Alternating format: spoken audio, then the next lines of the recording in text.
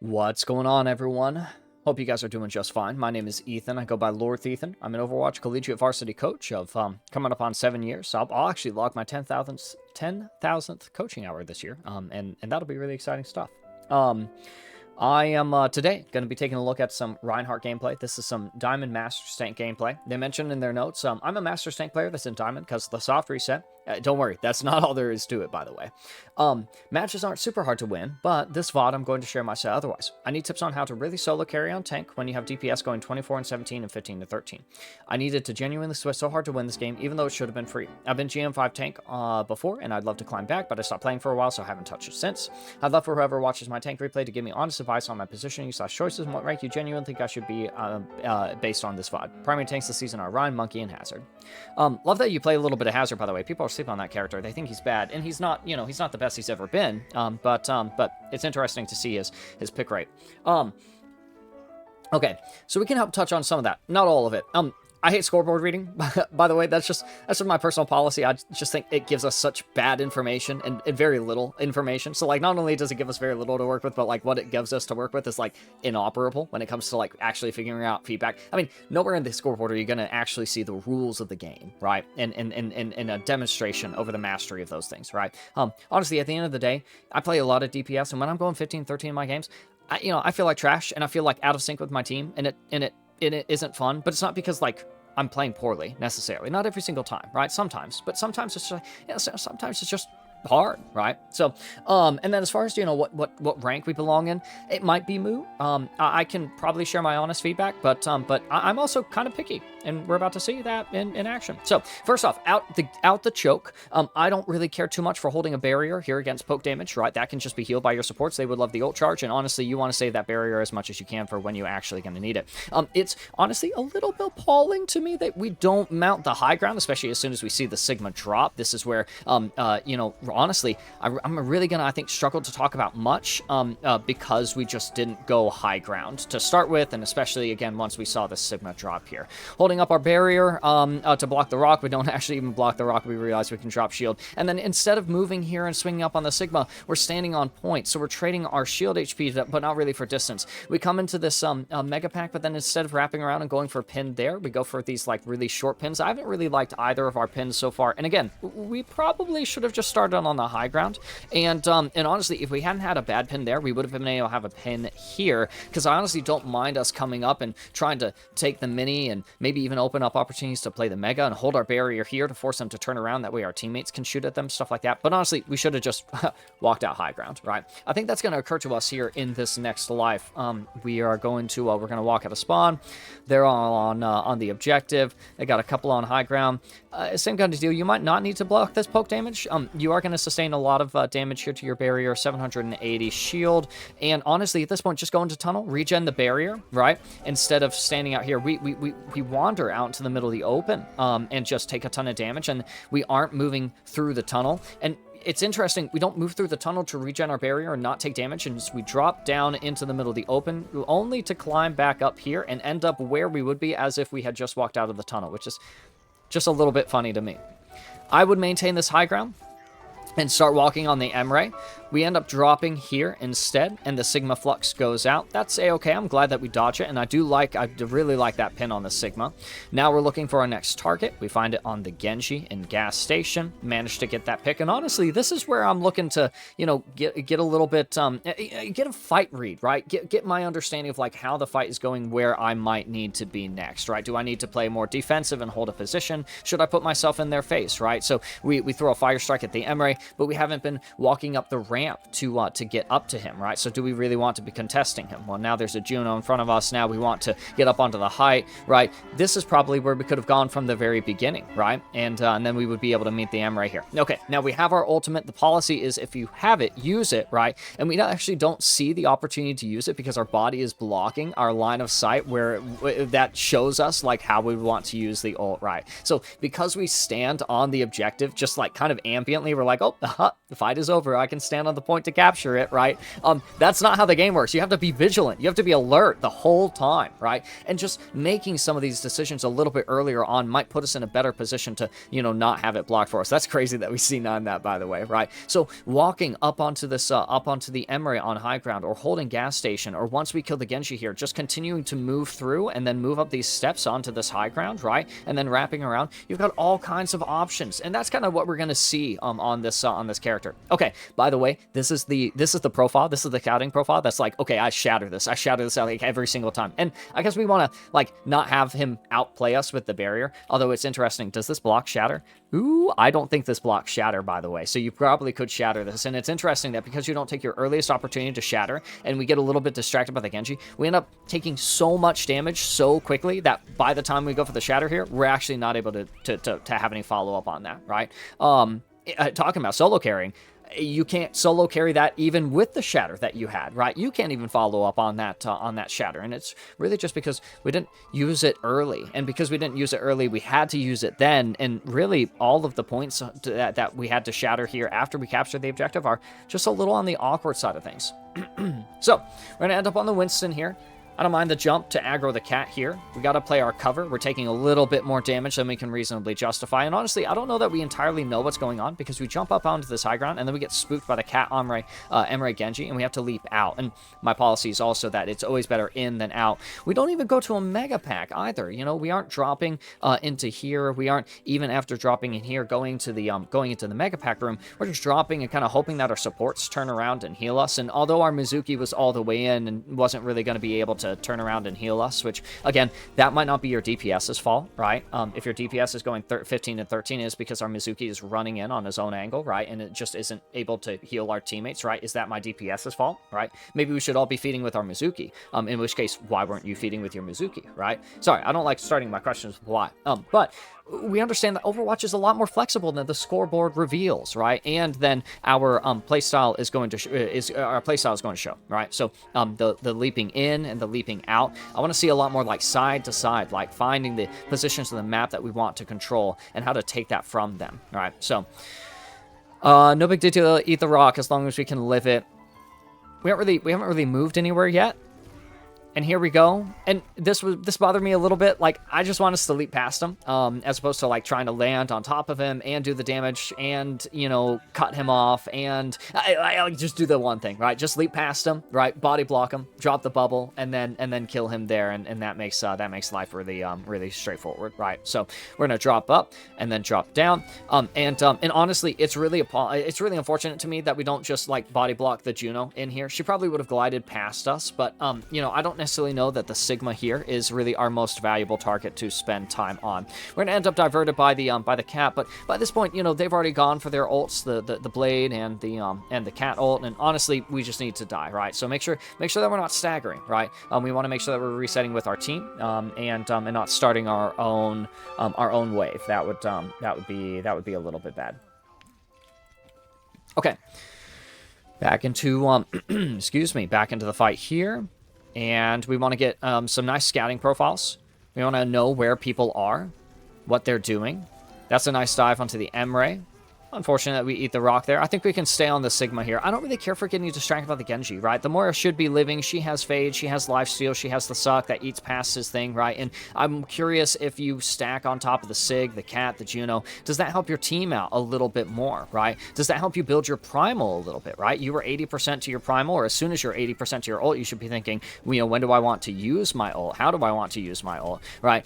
Really unfortunate Primal timing. This is like a very I can, I must, I will kind of moment. I would have liked to see this come out maybe next fight or as part of like an overtime fight. I feel like this just helps you stay in, is really just kind of helps you be a battery for the enemy team and doesn't really give you any clear direction. Usually doing the right thing in Overwatch leads us to the next right thing to do, and it seems like we don't really know where we want to be, where everyone is, and that's even something that Primal can give us, is the mobility to scout that information. We do end up finally resting upon some nice things, so it leads us to the next right thing to do. We managed to go from target to target to target, which is really advantageous. Hey, there are 4 on the objective. Don't be on the point, right? Get up there. Go block off the cat from being able to get these cat touches, right? Because honestly, he's liable to retouch and make sure that they keep the stalls going, right? So I do still really like this this pick that we get on the cat. And then this is where things are going to start getting complicated. Well, needlessly so, actually, might I add. So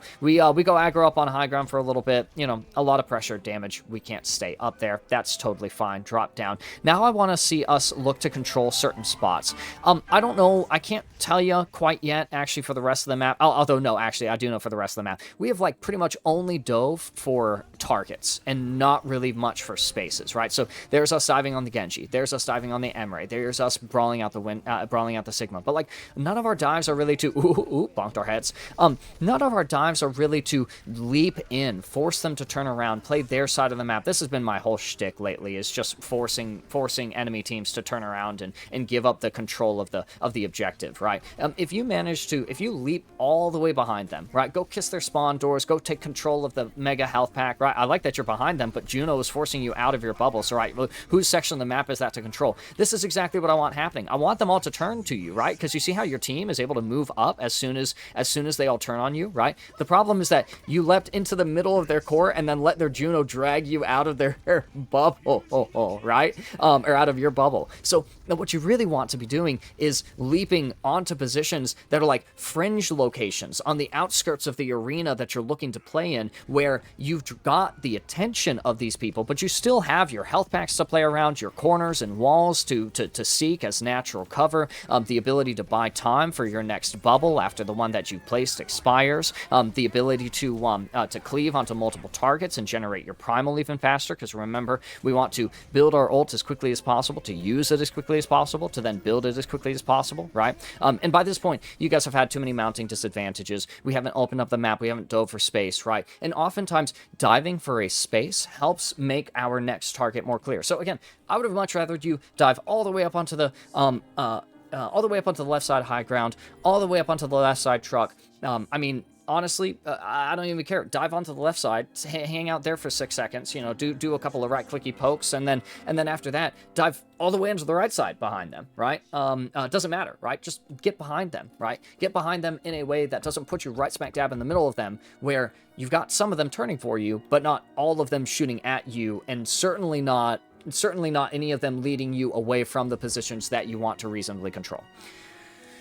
This is one of the VODs that I took a little look at beforehand, and that is something that I see as correct. But there is still just enough for us to make this game a little bit easier on ourselves, and probably our team as well, right? And be careful about checking scoreboard mid-map. It deceives us. It's very deceptive.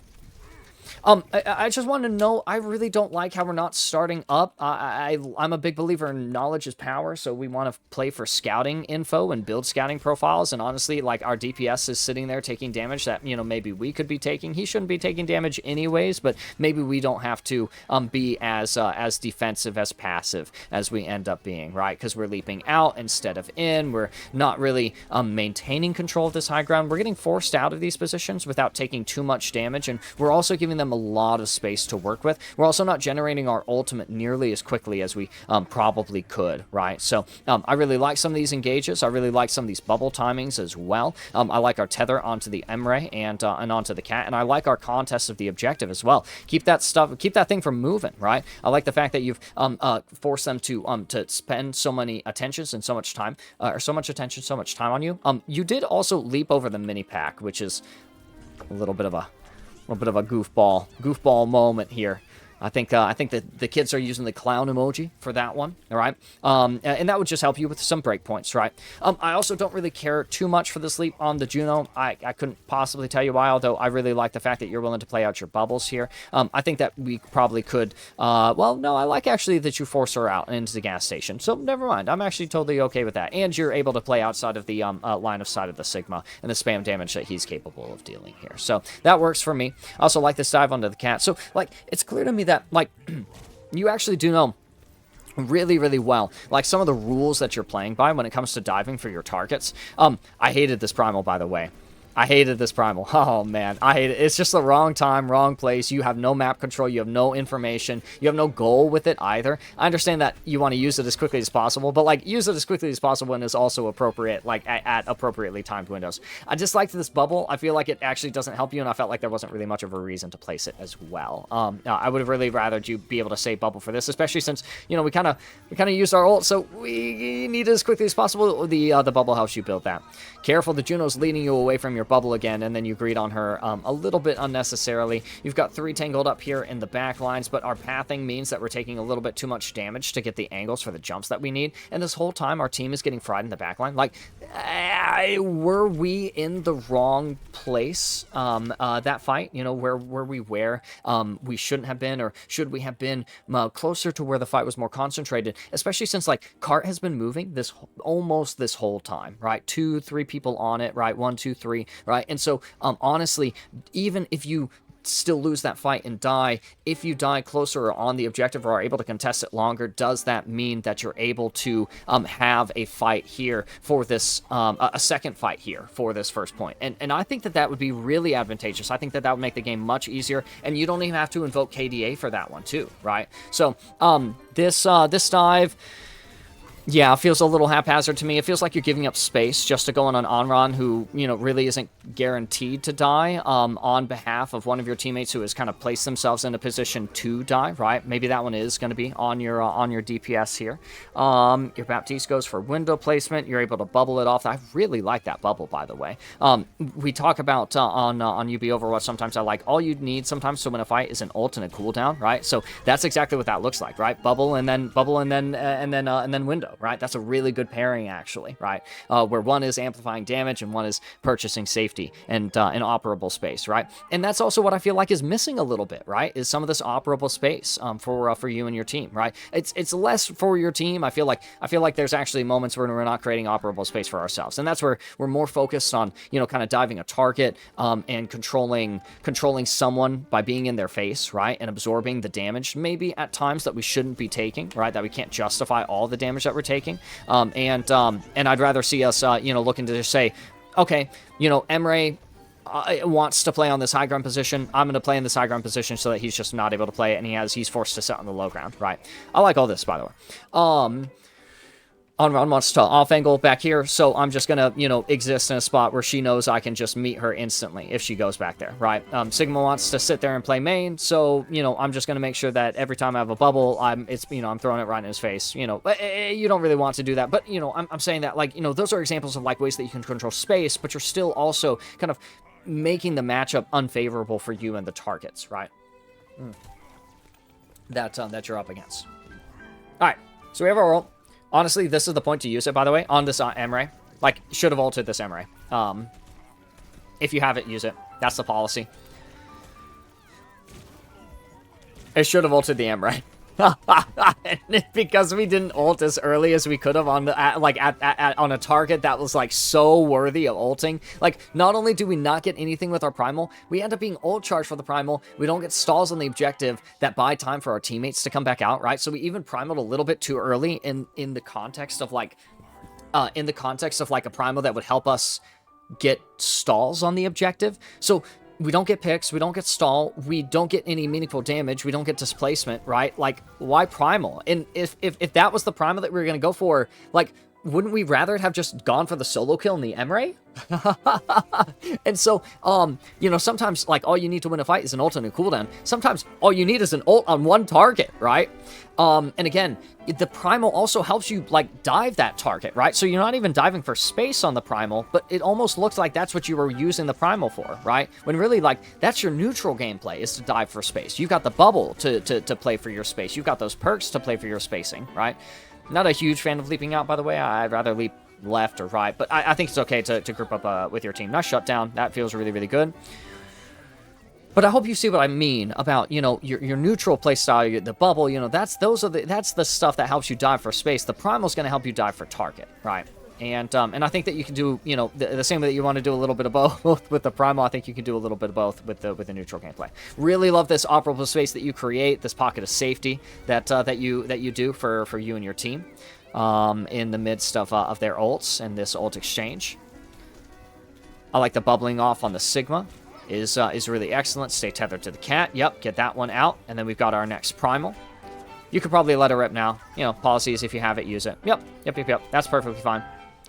I could also see where you like might want to sit on it, right? 1 minute 27 seconds remaining, and you know it's an ult that you might consider that you want to have for first fight, but that means holding it for a little while, and that's generally against my policy. It's interesting if you had ulted Emre earlier. Does that mean that you get to ult a little earlier here, and does that mean that you get to build your ult in time for the last fight? In fact, actually, I think as long as you're generating your ultimate as quickly as possible here this fight, I think that you're looking pretty good to do so. It's interesting that you're spending as much time as you are main. I wonder if from a side angle you have some really clear angles on some really nice cleave that would enable you to build that ultimate. I really like this Blizzard, although I don't necessarily know that I like you turning away from a target that you're pressuring for a target that like can't do anything, right? Like, yeah, we want the Omron picked, but we don't actually and can't actually pick her. Like, should you have just kept yourself in the face of the Emre? I'm not sure, but that's a possibility, right? We'd have to go back, and unfortunately, this is the, you know, we don't rewind these VOD reviews. Unfortunate bubble, unfortunate knockback. I do like this cleave. Again, we're getting close to our ultimate, especially since we're getting close to our ultimate. We want to make sure that that we are living. So I really like this. Ooh, I don't like that we're outside of the bubble for a little bit, but that's totally fine. I'm also curious about ways to build our ult earlier as well. I think that there were opportunities for us to have generated our ult by, like, you know, maybe up to 15, 20 seconds before now. And maybe that's just by ulting earlier, right? On that Emre that I said to ult. I like these dives, generally. I think that this is perfectly fine. Yep. Primal while in the cat ult so that you have the your legs for when he finally relinquishes you. Knock back the Emre. Look for the kill here, right? Yeah. I feel like we give up on these primal kills a little bit too easily. And our primals are a little bit samey as well, I believe. I don't think I'm thinking about another Winston player that I've been watching, but maybe I am. But also, I feel like, I don't know. I feel like we could get a pick or two with some of these primals. More than just knockback, or we could just stay committed onto some of these targets. Ultimately, you kind of have to dance back and forth between the objective. And I totally understand that. And ultimately, we're going to win, right? No harm, no foul. But that's also kind of one of my considerations is, you know, you guys did end up managing to win this, right? So, you know, you're 24-17 and 15 and 13 DPS. Like, that was enough, right? That was more than enough. As far as the rank that I think you belong in, unfortunately, I think that you fit right into this lobby. There were opportunities that we didn't seize. There were positions that we weren't playing for. We were, again, only diving for targets instead of diving for space. We should be doing, like, all of the different things that our characters do, and we weren't ulting as soon as we had it, and we weren't playing to build our ult as quickly as possible. And then when we were playing to, you know, when we had our ult, we weren't playing in a way that, like, helped us use the ult as quickly as possible in the best possible way. And usually that's going to be as quickly as possible, right? So part of climbing up back up to GM is going to be making sure that you're controlling spaces, that you're on the right targets at the right times, that you're helping helping in the fights kind of where it is concentrated, that you are stopping the objective as much as possible and moving it as much as possible, and ultimately ulting when you have it. A big part of it is ulting. Ults and building them, because that's how you move the game along, and the team that moves the game along faster is usually going to be the one that wins it. It's interesting as well that, you know, we talk about how hard the game was with our DPS, but at the end of the day, it was our Maze Blizzard that really helps to seal the fate on the objective, right? So, you know, even our DPS who are 13 and 15 or 15 and 13 or, you know, whatever KDA, you know, again, the scoreboard doesn't tell you about the Blizzard. The scoreboard, you know, for as favorable as it may have looked for you, and I'm not going to go back and look because we don't need to vindicate me or you or anybody, but, you know, the scoreboard doesn't reflect the fact that you really didn't have a single good primal, right? And so I want us to be really, really careful about, like, thinking too much about the scoreboard, right? Because ultimately that's not GM of us either, is thinking that the scoreboard is going to give us the information that we need, right? That's the game, reading it in real time, right? And the best way to do that is by playing positions from which we can't be so easily pressured, not taking damage at times where we shouldn't, and building our ult as quickly as possible so that we can use it as quickly as possible. Hey guys, a huge thank you goes out to Nameless for supplying this replay code for us to examine and learn from. We got to see some really excellent Winston stuff. I hope that some of our Winston players were taking, scrolling down on their pads a note or two of some of the things that they really liked seeing. And we also got to see a couple of things that, there is to improve upon, not the least of which is our damage taken timings and our ultimate positionings, right? Especially leading up to the casts of those ultimates, right? I was really, really pleased with the Winston, and I'm absolutely certain, or I absolutely believe Nameless when they say that games aren't super hard to win at this point, right? But there are a couple of games that are difficult to play, that are still difficult to play, right? Even if teammates are not playing as perfectly as they can and are kind of bringing you down a little bit, there are always going to be ways that we can engage the game and its core rules just a little bit better, and that in turn will make things a little easier for our teammates, and that in turn will help the scoreboards look a little better, which helps our morale from deteriorating. But honestly, if you're an Overwatch player and your morale is deteriorating at the mere sight of a scoreboard that reads unfavorably, you have so arbitrarily decided. As a coach of almost 10,000 hours, I've seen so many games where the team with the worst scoreboard still wins because they're the ones who won the fight that mattered, or stopped the objective as much as possible, more so than the enemy team, or moved it as much as possible, more so than the enemy team. Right? You can chase picks all you like, but that's not the point of the game. That's not the literal objective. Right? Guys, a huge shout out to Nameless for showing off their gameplay. Nameless, hopefully this was insightful for you guys. If you're interested in getting coaching, then reach out to me. We can set something up. Otherwise, thank you guys so much for watching. We'll have more VOD reviews as time goes on, and you can always make threads in I think it's the Overwatch Discord server. I'm not entirely sure. It's just a very big server. I think it's easy to find as well. And you can submit coaching threads there. Maybe at some point we have a way to submit replay codes to briefly peruse here on the channel, but that one's gonna have a lot of demand, and I really gotta work on my system for that one. In the meantime, guys, if you enjoyed the content, thought it was informative, entertaining, educational, then leave a comment or a like for engagement. Share it with friends or other people who might resonate with some of the ideas that I share, or could benefit from hearing them. And thank you guys so much for watching. Remember, guys, be good to each other. Be fair to yourselves. Have a wonderful rest of the day, and I will see you guys again next time.